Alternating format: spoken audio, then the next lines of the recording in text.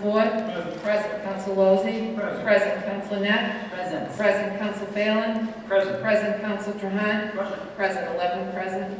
Can we all please rise for a moment of silence? Mr. President, we dedicate this moment of silence to Mr. Stillian, Stillion's dad, and Pastor Patricia for the same. Thanks. I'd also like, on behalf of Councilor at Large Hong Net, to bring your attention to the passing of a former monarch called the King Father of the people of Cambodia, Norodom Sihanouk. I want to recognize, for all the people of Cambodia and the people of Cambodian descent in the city of Lynn, this son, the current King Norodom Sihanouk, his wife, the Queen Mother, Norodom Moniath, and the entire royal family. We pass on our condolences from the city of Lynn on behalf of Council Net and the Cambodian community.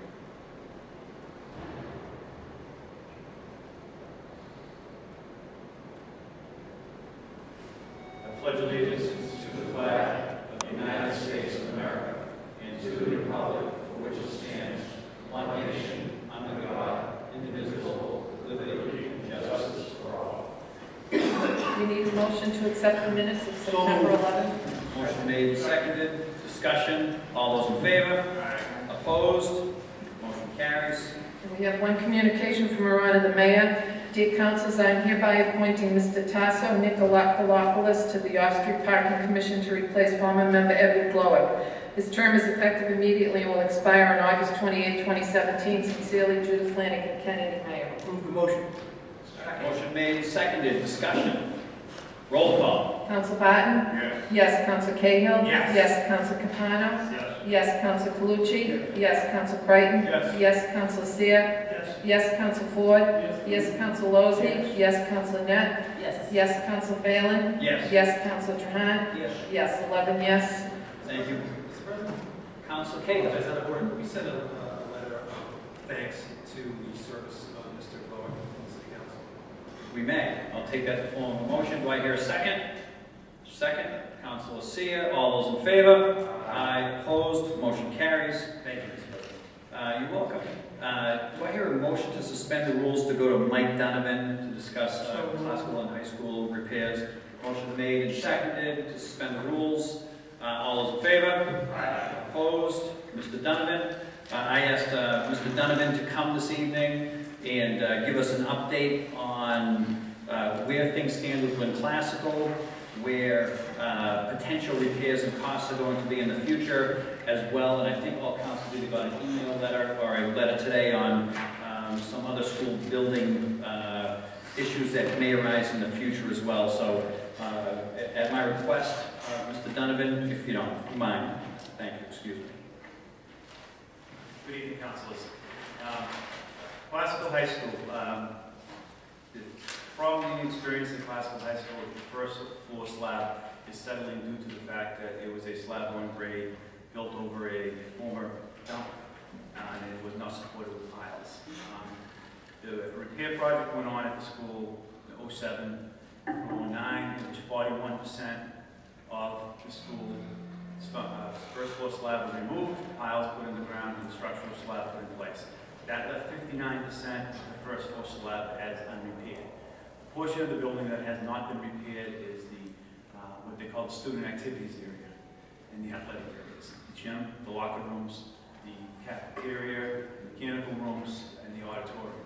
The rest of the first floor slab has been repaired. The settlement is occurring as the engineers predicted. We measure the settlement once a year to see that it's conforming to the settlement. It is conforming to the settlement. As the settlement occurs, we're seeing more damage in particular areas, specifically areas around the boiler room, kitchen area, and cafeteria. That's where we've seen the most settlement. And I just want to say though that keep in mind that the settlement at the school does not necessarily correlate to damage. In areas where you have large open spaces like the gymnasium, where we're down about 3 inches, we don't see a lot of damage because the settlement of the slabs occurring between walls, which aren't settled much. The areas where we're seeing a lot of damage is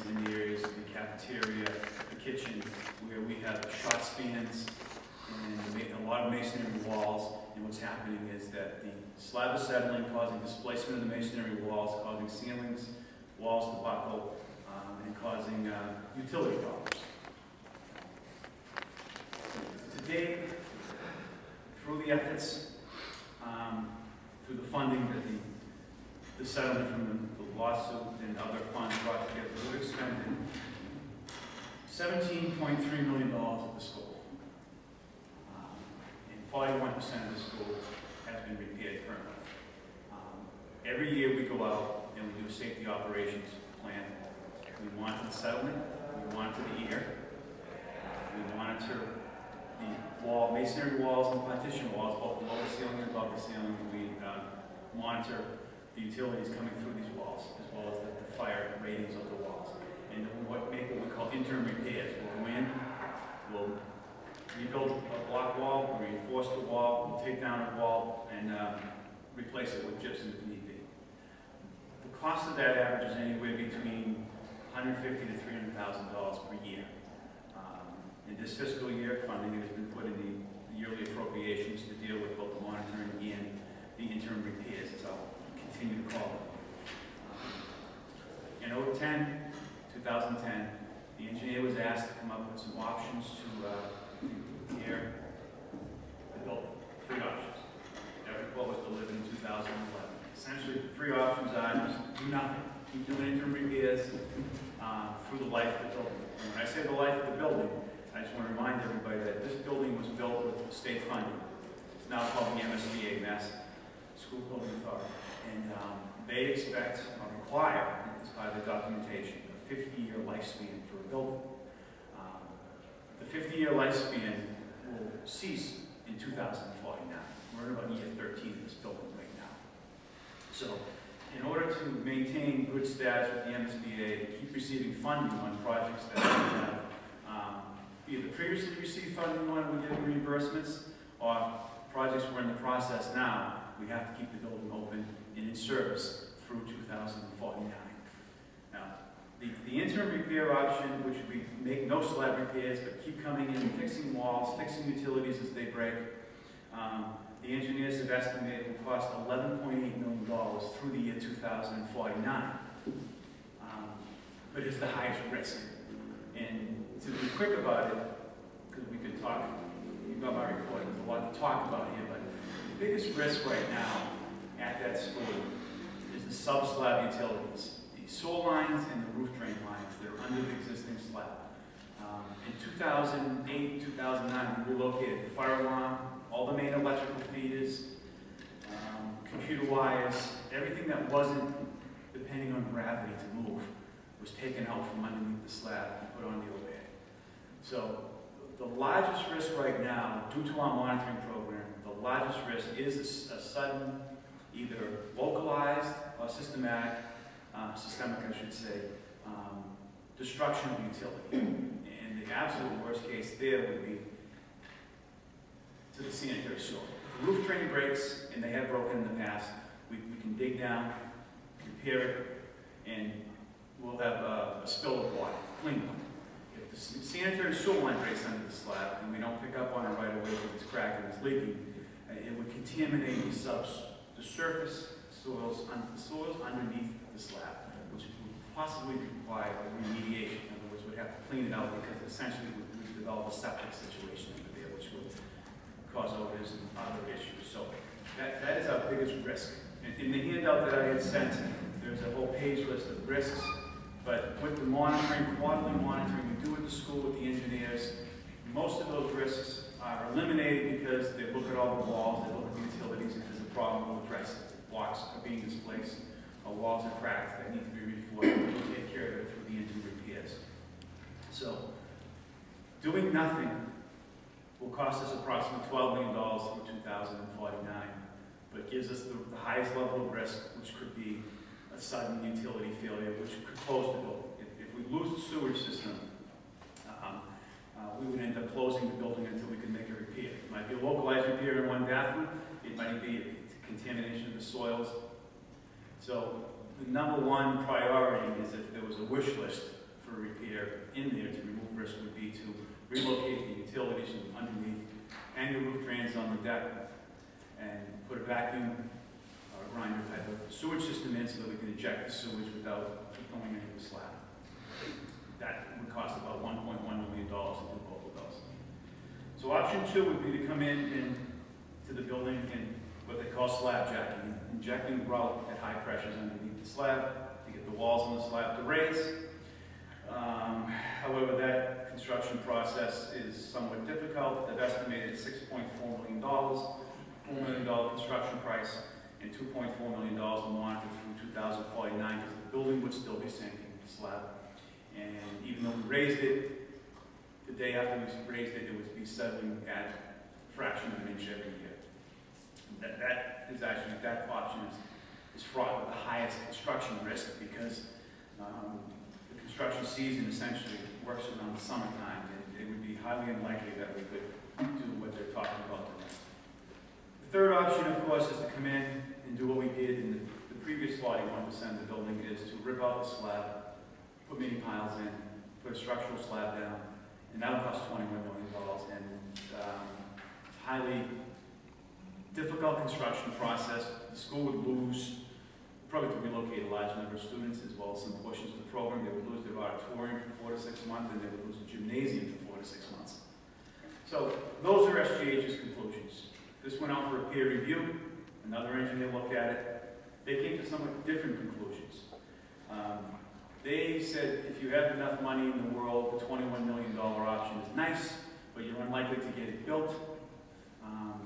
And if you did have the money and you wanted to build it,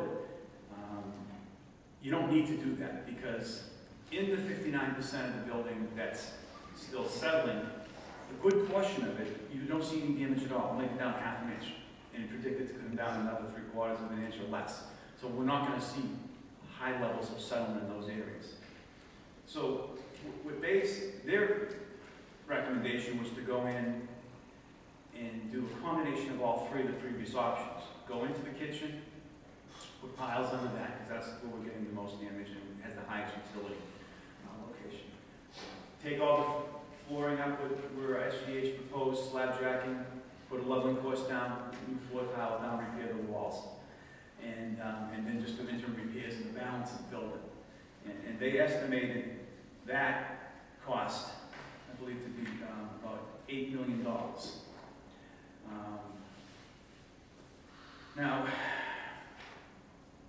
that itself carries risk because we still, under any of those 4 options, we still haven't addressed the sub-slab utilities, and that is, in my mind, and what the engineer said, the one wild card that's still out there.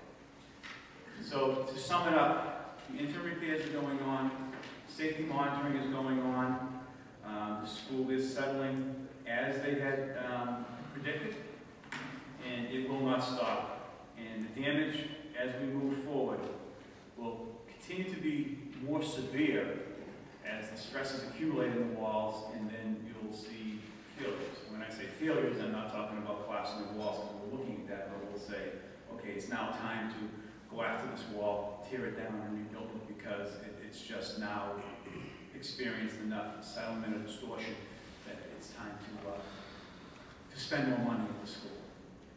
There is no good answer out there. All these recommendations come with some level of risk. The do nothing has the highest risk of closure of the school, and the do everything has the lowest safety risk, but the highest risk that you would actually lose use of the school for up to a year while this work is going on. So, yeah, I've put some numbers together and some costs and some different recommendations, and I'm prepared to answer any questions that you may have. Councilor Trahan. Thank you, Mr. President. Through the chair to Mike, do we have any money left, like from the contractor, from the what is money? I'm not an accountant, but out of the $17.3 million, I have approximately $34,000 left. The rest of it has been utilized through the different phases of work, including the repair of the building So also. all the work that's been done so far. Yes, sir. So we're getting no more, so we, so they, I guess we knew this was going to happen, and they knew it was going to happen, but this was the award. I mean, can we go back, I guess, what I'm asking, and get more money from them, or? No, there was a settlement. That was one time settlement. So we're stuck with those Yes. repairs for the remainder of the life of the building. Back when they did the report back in '06, on the verge of the settlement, they essentially said there would be two phases of work, what we could afford based on the settlement, and then on the city's dime sometime in the future. And that report was in 2006, so that report was 6 years ago. And what the damages that are occurring out there are what they had predicted. They fine tune every year, but the settlement curve is coming in right where they had predicted it would be. So now, just one more question. So now, which one do you recommend for us to do right now? Which, Well, the number one priority that I would look at doing is obviously we'll keep doing the interim repairs, but would be to look at, do a schematic study and determine the actual costs and time sequence needed to relocate the utilities from under the slab. Because if we remove the utilities from under the slab, and it's estimated around $1.1 million, and it's also estimated to take between 6 and 8 months. It eliminates the risk of a sudden failure, which will close the school. We had one of those failures in the kitchen 2 years ago, and luckily it occurred in the summertime. But we had to go in, move equipment, cut a hole in the floor, dig down, find the break, patch the break, bring it back, put the floor back, put the equipment back. We did it over a weekend, and it cost over $10,000 to repair a very small section of pipe where there was a failure. So another break like that occurring on a sanitary sewer, this one occurred in a roof drain, could lead to a much larger closure of the school. I'm talking temporary. It could be 3 days to get it fixed, 4 days, but it's still could happen. Councilor Sid. Was that failure due to the building settlement? Yes, there was a settlement-related failure. There was a crack in the roof drain which caused us to start leaking. We don't want the pipes leaking underneath the soil because, if you recall, there is a rubber pull liner underneath the slab, about 4 feet down. It's attached to all the walls. So any water or fluid that leaks in, it essentially stays in there underneath. And so we don't want any fluids getting in there because there's enough cracks in the floor that if it was sewage, you would immediately start to have odor problems. Councilor Sayre? Thank you. That projection to 149 is basically if settlement occurs over that time, that's how they projected what the cost would be. But they also put into it, because like tonight, here in City Hall, about an hour ago, we had a 4.5 earthquake that was up in Maine. We felt it all the way down here. Now, if that would happen in this area, is that system set up to withstand something like that? Or? No, the former construction done. Construction debris done. It's a slab on grade. In a situation, if we had an earthquake here, close enough that could consolidate the materials, and not, you can see it, what I would say not catastrophic, but the word would be catastrophic failure of localized portions of the floor slab where you might see them suddenly drop. Now, when I say suddenly drop, it might be anywhere between 3 to 5 inches if there was a void underneath it. Because one of the things in the report they talked about was filling voids. The locations as the slab settles in the middle of the room, it gets hung up on a pile cap, and there's actually gaps between the bottom of the slab and these structural soils underneath. It could be 2 inches, it could be 3 inches. And if you had a failure due to an earthquake, you would suddenly see something. More likely, though, you'd see if something like that happened, you'd see a rupture of a sprinkler line or a water line in the school. If something like that occurred as the wall suddenly moved to half an inch or something. I suppose it might more than 2 or 3 inches. What I'm getting to is that if you had a wish list, you're saying that you'd rather move the utilities before you do anything else, correct? After, do the interim repairs and the monitoring, which we need to do. We just finished a round of repairs. It wasn't as extensive as $150,000. I think we're about $50,000 worth of repairs to the block walls. But the next large job, if there was one, would be to relocate the utilities from under the slab. And then keep doing some interim repairs, and if need be, do what CBI recommends, go in some of the areas like the cafeteria right now, you actually have a section of the floor that's down about 4 inches. If you poured a bucket of water, it would race and puddle in that location. And do some leveling course, remove this floor finish, do a leveling course, and put a new floor finish down. But yes, the first.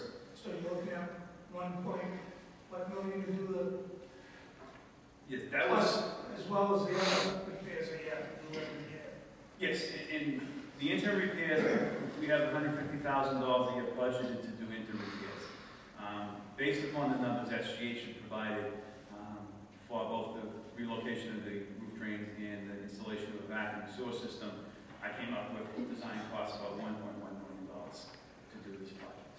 I'm not saying it has to be done tomorrow, but it's the type of thing where this project, if it was to be done, we would want the last 2 months of an 8-month project to be July and August, because we could work during the school year hanging pipes from the ceiling above at night. But then you would have to go into the kitchen, in the bathrooms, and remodel them to take the vacuum sewage system, and that would involve putting new fixtures in, probably adding false walls, different plumbing that has to be put behind. So it would be work that would require the school to be closed to do this type of work. It would be very intrusive onto the operations of the school. But only in the bathrooms and the kitchen. We wouldn't require the vacuum sewer to go anywhere else. So you would have to remove the line that's there now? No, we would abandon those in place, probably pour concrete into them, cap them, and just abandon them in place. Councilor Net. Thank you, Mr. President. Sorry for not understanding completely. So, just want to know, can you give us a price tag? How much it would cost or thing? Maybe all said, but I can understand completely, but also where the money at the hand do we get to fix this? Oh, I can give you a lot of numbers. The one spot I can tell you where to get the money, the city would have to, I would assume, defer that to the CFO, but I would assume we'd have to borrow it from somebody. $21 million to do the big fix, which I wouldn't recommend. There's a lot, even with the $6 million fix, that's a lot of money. This type of work is above and beyond what you would typically put in a yearly appropriation, because it is capital work, and it's something that the work itself would be good for it. The relocation of the sewer lines would never go away, so it's something that typically you would borrow as a capital expense. So, but I would give it to the CFO to say where exactly the money's coming from to do something like this. Okay, thank you. Councilor Capano. I'm just wondering how worried we should be about this. Like, how imminent a problem is it? You know, are we talk like you wouldn't want to jeopardize, you know, anybody, you know, if it was unsafe working, you know, going to school, you know, next week, next month. I'm just wondering if it's next year, 5 years, you know, what is the time frame we're looking at before, you know, a potential problem may develop that we should be worrying about? The first thing I would like to say is the school is safe. Yeah, We want it to that's be what here, I we would want it to want the to walls. establish, because anyone listening to this might not. I've been living with this since 2004 when I took this job. It was one of the first things that was, by the way, Mikey, you go out to class with this little problem out there. The one thing we diligently spend money on is the monitoring. The engineers are out there once every 3 months to look at the walls. Every 6 months to look above.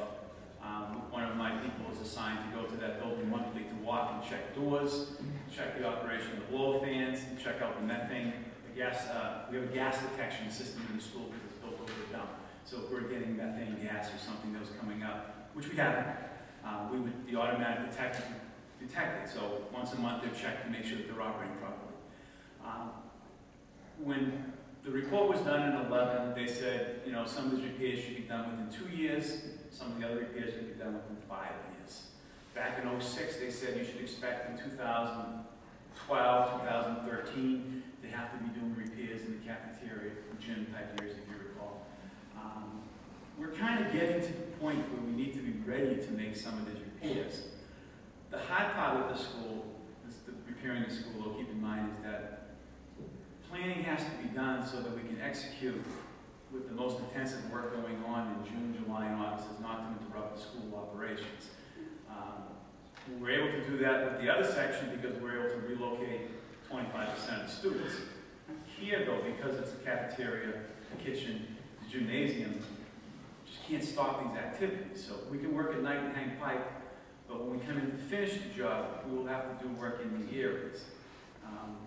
So if you told me today, Mike, we're going to give you money to relocate these lines, say, I'd say, well, that's great, but 2 to 3 months of design, a couple months advertising, we can hit the road in February, March. Oh, it's too late, we won't be done.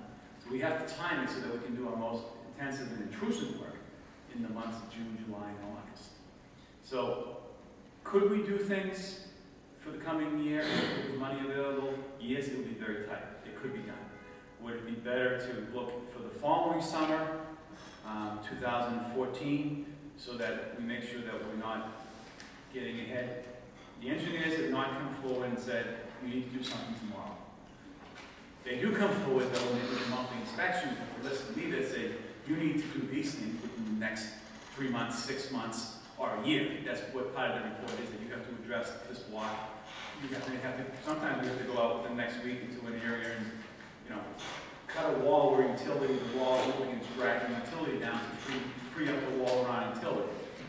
No one's indicated that there's an imminent need for something big. We're just looking at the settlement, looking at the timelines, looking at 2 different engineers' reports of when we should be looking at certain areas. We're coming to that area for 2013, 2014. Just follow up. Councilor, Just a follow-up. So I guess, how to put it? So we set out on the repair of Classical a few years ago, and so everything that's happened so far, the things that you're mentioning that need to be done, is there anything unusual about it? In other words, are things going along, as planned? Is there anything different from what we had hoped when we began, to do some repairs to the school, and to where we are now? Has anything different happened? Unusual, things we didn't expect from that time? the only thing that was different from what they had predicted was that in some of the areas where we've gone in to repair the walls, we found that the reinforcement that was supposed to be in it was not there. So we started taking a wall down and the rebar is not in the wall. So now we use radar on walls, radaring walls to check to make sure there's reinforcement in it prior to going in and the engineers even doing the design now, because it's not that difficult to do, but it will tell us if there is reinforcement in the walls where it's supposed to be. It was one area where this was found and it was repaired over the course of, the first repair was done 2 years ago, we did another repair last year on the other side of the room. It was localized in one corner towards the back of the building, around the coral areas, and that's where we found most of the reinforcement missing. But that was the only thing I would say that was unexpected that we found, that the settlement and type of repairs are as it is predicted. Councilor Trahan. Thank you. So Mike, now, are you saying that the contractor didn't put in the rebar in the walls like he was supposed to, or?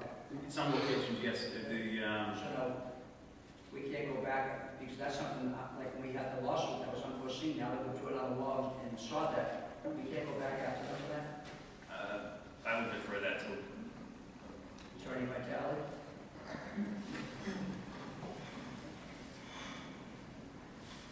That'll be something we have to look at. There's a possibility. I'm not. That's certainly something that was unforeseen, that when we made the settlement, certainly if we do that, we would.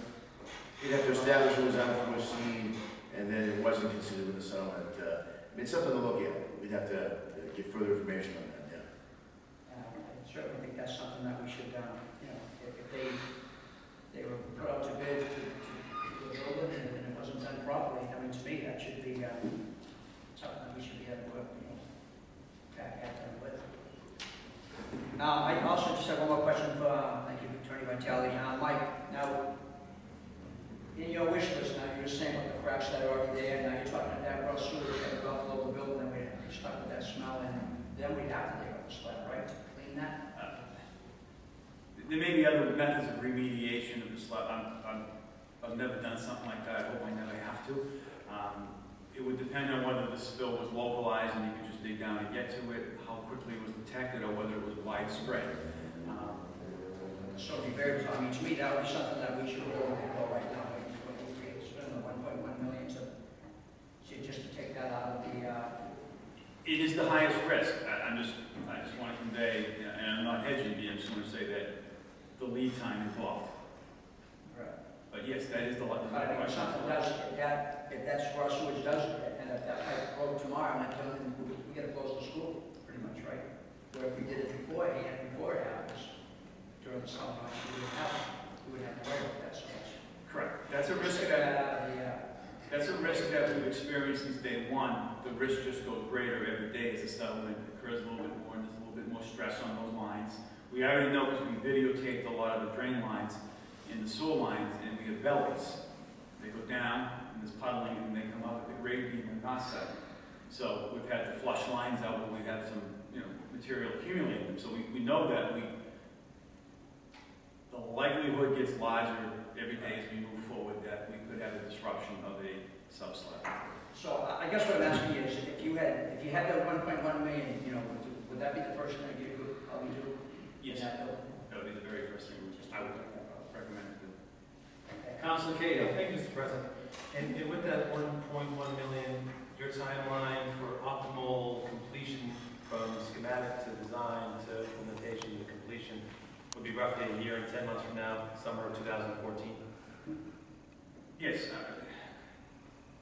I'm probably looking at 2 to 3 months for the design, 2 months to bid, and then 8 months of construction. So 2, 3 is 5, and 8 is 13. So today's October.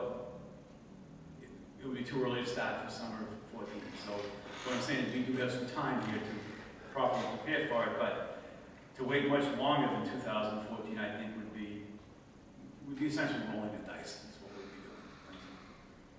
And just to be, I mean, I'm glad you said that the school is safe, and that's important, because this study was done in 2010, some of the initial studies that were done in the peer review, so we've been monitoring for a couple of years now, 2010, 2012. No, knock on wood, significant issues that have arisen that you haven't been able to correct or rectify. There is hopefully going to be construction of a new school coming up. Are there any concerns with this building, knowing that we'll be taking on the construction of another building, or do you think there's no significant risk in having a number of projects going on at the same time in the city? I wouldn't equate multiple projects as being more risk. I mean, the way the MSBA runs the projects now, the city is required to hire an owner's project manager, and I would be working with that person. I would not have the people that monitor the building, the engineering company that does it's not involved in any of our projects. They would keep monitoring. The people that I've assigned to working to monitor that building would keep monitoring that building. We have a yearly settlement report will be coming in late November, early December, which will give us the latest update from the last measurements. But I don't think multiple projects would impact the risk upon classical. I think classical is just by itself out there. Or vice versa? Oh, yes. The negativity associated with it may sour people's minds, but the building itself, the problem, we know what the problems are, we know how to address them, we know hopefully when we need to address them. And building a new school or doing the windows agreed or doing the roof and tech are unrelated to that. That's good to hear. Thank you. Councilor Net. Thank you, Mr. President. So, if I understand correctly, so you try to repair the Lynn City Council first, is that right? Or another school, anything in mind with the other schools? No, if I said that, I need to back up. I didn't mean to suggest that classical needs to be repaired before we do any other work. Right now, we have 3 projects in the pipeline with the MSBA. The Marshall School, which is a schematic study, some feasibility study, which is going to schematic in January, and then we have schematic studies going on for the LVTI roof and the green windows, which we should have an answer from the MSBA in December as to the funding. Those projects have a separate source of funding. It's 80% reimbursable from the MSBA, and in my mind, there's no hesitation. If they approve these projects, that I would recommend to this council to fund them, because we're getting 80 cents on the dollar on these projects, and anything else that's happened in the city is unrelated in regards, the issue comes down to funding, which is beyond my purview.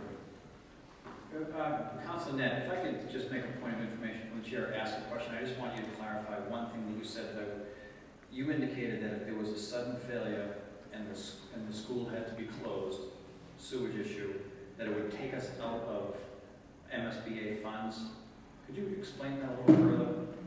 The MSBA requires a building that receives state funding to have a 50-year service life.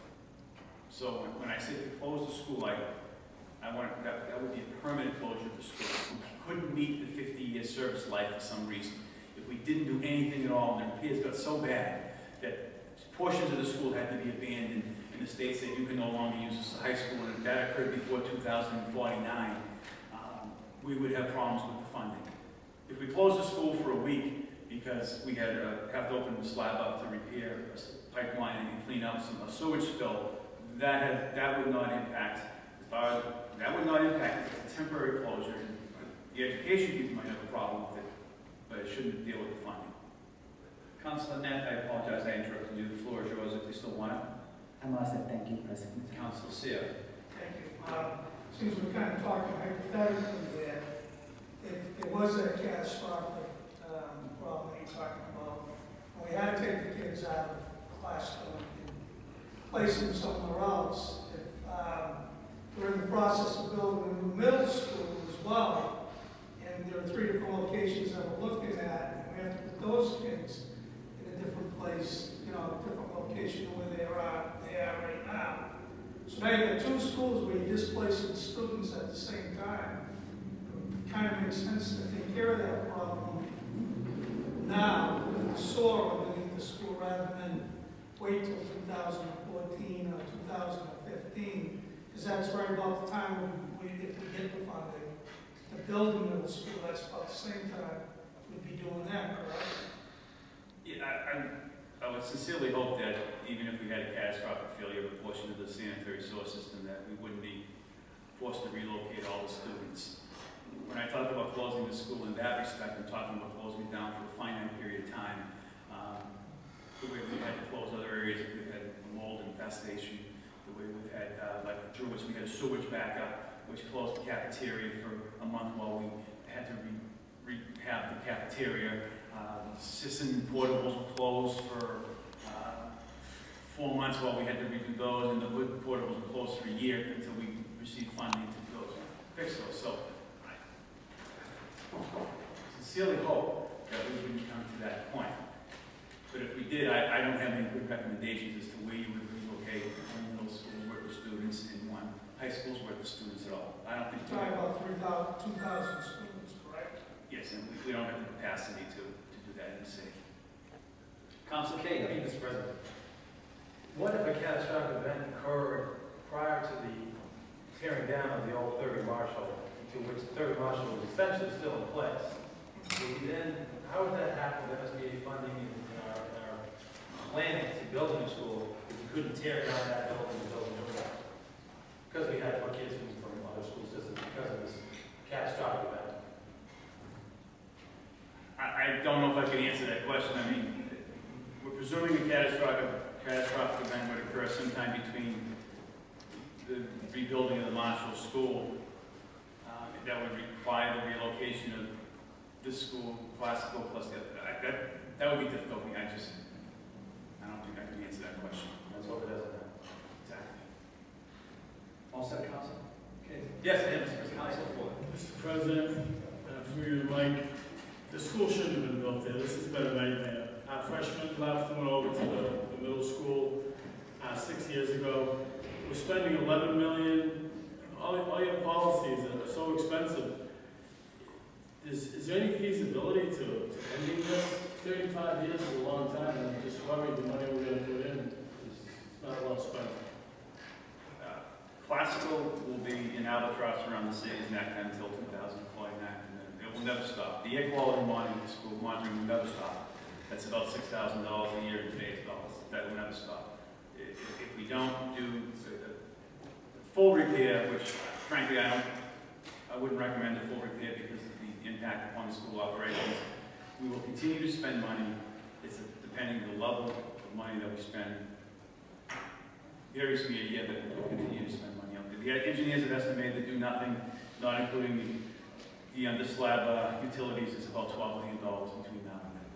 So, Councilor Trahan. Thank you. So basically, we're, you know, Mike, we're stuck with this because if we do, like what Councilor Ford said, if we did ever decide to close it and start again, then we'd lose a lot of state funding in the future for new schools, really, right? that's my understanding, yes. So we have no choice than to continue to repair it. Now, I just had one other question back to this, the problem which I think is so that we need to address is the sewage line, because that seems to be the most important right now. How soon would you need that money to do like a timetable to get that done, say this summer? Well, the first thing I would do is if it was the council's desire to move ahead with something like that, would go out and solicit a proposal from the architect to design the plans. And then I would need funding to fund that.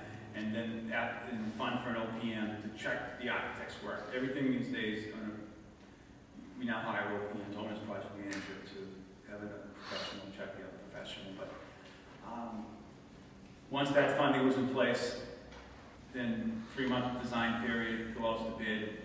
At the receipt of the bids, we would know what the additional funding was for the actual work. But looking at this type So you need the money pretty quick to be able to start making the wheels turn and getting the bids and making it so it would happen in the summer when the kids are out of school. yes, based on the cost of the utility relocation, around $980,000, the design cost, design OPM testing, would be about $105,000 that we would need almost immediately within a month, say, to fund the designers, about $105,000. And then there would be a period of 5 to 6 months before any other future funding was needed until we had the bids back. And then we would need to be able to encumber up to $1 million in a very short time period to do the work. Thank you. Councilor Calucci. Does the mayor know about this? She does? And what are her thoughts? Any idea?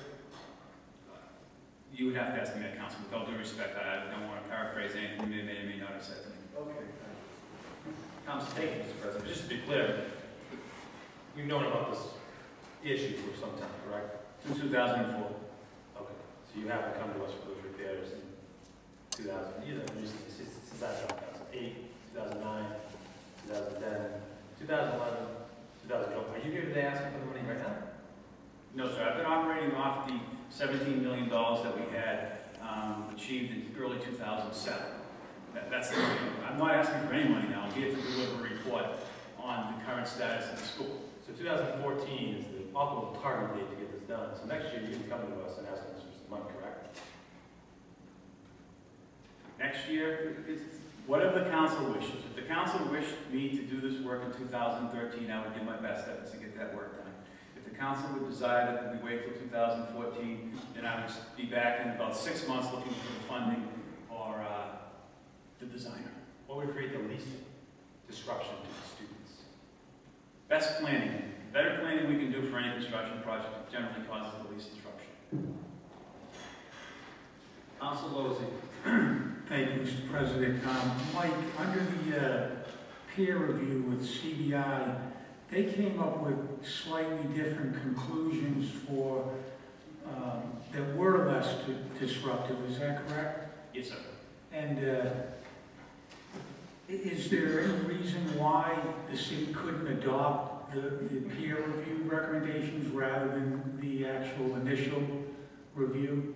Oh, no, we could. And the peer review recommendations in my report, I essentially recommended that the city, if it's going to do this work, would adopt those recommendations because it seems to offer an option that the city may be able to afford moving forward, cause the least disruption to school operations. However, in the peer review recommendations, they too pointed out to the risk. They did not propose removing the utilities from under the slab, but since then, I've spoken to the peer review engineer, and he agreed, obviously, that if you can do it, that's the best thing to do because it eliminates the highest risk. So, their options for about, I believe it was $3 or $4 million. I don't have it right in front of me. 2.8 million. Would be, in my mind, the optimal way to go, and least destructive. So, Yeah, it seems so to me too, so I'm glad to hear that that was your conclusion as well. Thank you. Any other questions on classical for Mr. Donovan? Thank you. I also specifically asked, as councilors know, there's been some conversation about trying to improve certain areas of the city and identifying need. I think everyone has a copy of a letter that Mr. Donovan presented outlining some needs that other building facilities that may or may not be as urgent, may or may not qualify for MSBA fund reimbursement, may or may not already be in the pipeline for some of those funds. If you could give us an overview of what you presented and maybe identify what is potentially in the pipeline for reimbursement, if possible, and what you would consider low, high, or no priority. Yes, sir. Based on your request, I put together this list of what in my mind is high priority work at various schools. I didn't pick any public buildings because they generally fall lower on the levels of priority than a public school. And what I looked at here is the building envelope and the boilers. Now, we know from the SBS report done in 2007, there's about $140 million worth of outstanding building repairs needed. What this list does, it looks at portions of the building which keeps the building operable, keeps the weather out, and keeps it warm. So roofs, masonry repairs, windows, doors, and boilers are the most critical items in my mind for keeping a building open. Two items on this list. The windows are brief, $2.1 million, and the LVTI roof, $3.4 million. Currently, in front of the MSBA, there's a schematic design in front of them, awaiting their recommendation and approval to move ahead in December to fund this. To hopefully generate a funding agreement with the city, which would be at an 80% reimbursement. The next highest priority that I would see here is we have some boiler plant in a couple of the schools. Reed is 1978. We've done repairs the past 3 summers on the boiler plant. The refractory in the boilers has been collapsing and we've been rebuilding it. And then at the Callahan School, we've been welding on those boilers. They're 1952, and we've been welding on them for the past 3 years to keep them from leaking. Those would be the 2 highest priority boiler projects. Brickets are 1978. We haven't had problems. And Corners is about the same time. We haven't had problems, but they should be replaced sometime within a period of 2 to 4 years because they've outlived their useful life and the costs associated with those are listed here. And then the next, before I get any further, I do want to caveat everything I say is that a lot of these repairs are expensive. And we're looking at buildings that were built prior to the last century. They were built in the 1800s, or they were built in the early 1900s. They have values of little to nothing. And when you look at the accessibility regulations, if we spend more than 30% of the value of the building, or $500,000 for roofs, windows, boilers, exterior work, then we need to make a building fully handicap accessible, which means an elevator. An elevator in most of these buildings would cost a lot more than the roof or the windows would. And the buildings I'm talking about, I listed on the first page, are Avon, Brickett, Cobbett, Facto Larry, Hood, Pickering, Sisson, Tracy, and Washington. That to do a lot of these repairs would require us to install handicapped accessibility, redo the toilet rooms, put ramps on the outside. And some of these buildings, especially let's look at Cobbett, it'd be almost impossible. You'd have an elevator here, you'd have a lift over here because of the way the buildings are cut out. And then we go to the subset of this list, Avon, Brickett, Facto Larry, Cobbett. Excuse me, Avon, Cobbett, Facto Larry, Tracy, Washington. And when you look at the buildings themselves, the size of the lots they're on, the condition they're in, you would would be hard pressed to find any architect or engineer giving a recommendation to do such a volume of work on it without first considering, applying for funding with the MSBA to rebuild a new one, because it's just, and I'm not saying that any of these schools need to be closed tomorrow or 5 years from now. I'm just saying, when you look at a building that's built in 1895 and you're saying, well, I want to put $1.4 million into it or something, you have to think about what we're doing. So having said that, the next highest is masonry repairs in some of the buildings, the older buildings, and then more importantly, the highest priority roof after the current tech roof would be the tech annex roof, which we've experienced some significant problems with it. We've been patching for the past 4 years. We've chased down most of the leaks, but the roof itself is, I believe it's getting close to 25, 26 years old. It's past its useful life at this point. So that would be the priority, so that I would see it. Questions? Council said. Avon School, one of the schools in my ward, it's got a fence around the building, inside the yard, where kids can't go there. I know, you say the school is safe, but still, to me, poses a danger when I see that fence around there. I know people have parked across the street from the school, and pieces of that building have actually fallen off and landed on cars. So I see that as a priority of something that we should be looking at to take care of. But I also heard you say that we're looking for the state to reimburse us for the work that we do over at Tech, and what was the other school? Reed. But before we can do that, we have to take care of the middle school, because it's been rated either the first or the second worst education building in the state. Am I right in saying that we have to take care of that before we have to take care of the other two? Or is No. that a different kind of funding that you're talking about? Reed and Tech are in an accelerated repair program. If all goes well, we'll be replacing the Reed windows next summer and replacing the roof on Tech probably starting in April, May. It's an accelerated repair program. We have to spend the money in 18 months. 18 months from the day they awarded us, they invited us into the program, which is back in March. So essentially, if we don't spend this money by September, I think 15th of next year, we have a problem with the MSBA. That will all be done before we even really are designing fully the Marshall School. That work will be here, done, and gone. And so we'll be just looking at one project at that time ahead of us, which would be the Marshall School.